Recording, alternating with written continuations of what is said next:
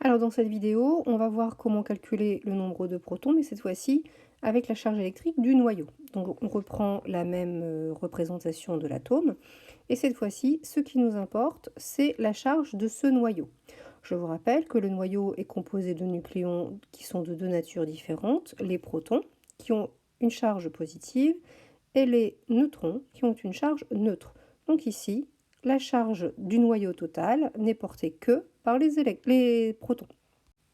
Sur cette image, on constate qu'il y a 6 charges positives, donc la charge totale de ce noyau serait multipliée par 6 pour la charge d'un seul de ces protons.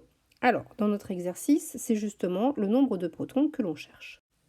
Alors, dans cet exercice, précisément, on sait que la charge d'un seul proton vaut plus 1,6 10 puissance moins 19 coulombs. Et on connaît la charge totale portée par le noyau, c'est-à-dire des Z protons que l'on cherche. Il vous paraîtra normalement logique que la charge totale, que notée Q+, en général, va être proportionnelle au nombre de ces protons, et donc à la charge d'un seul de ces protons. Donc voici la formule qu'il faudra retenir. Cette charge électrique est toujours en coulombs.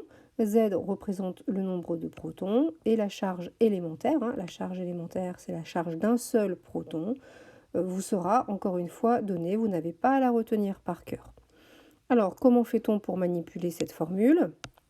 Comme toujours, si vous voulez vous aider du petit triangle, on aura Q+, qui est égal à Z fois E, donc on retrouve cette configuration. On cherche Z, donc Z sera égal à Q+, divisé par E. On vérifie pour l'utiliser que les unités soient bien identiques, ou en tout cas cohérentes. Ici, c'est bien le cas. Donc, il nous reste juste à faire l'application numérique. Et si c'est bien fait, vous trouverez 9 protons. Voilà, n'hésitez pas à revoir cette vidéo plusieurs fois et à poser vos questions en classe. À bientôt!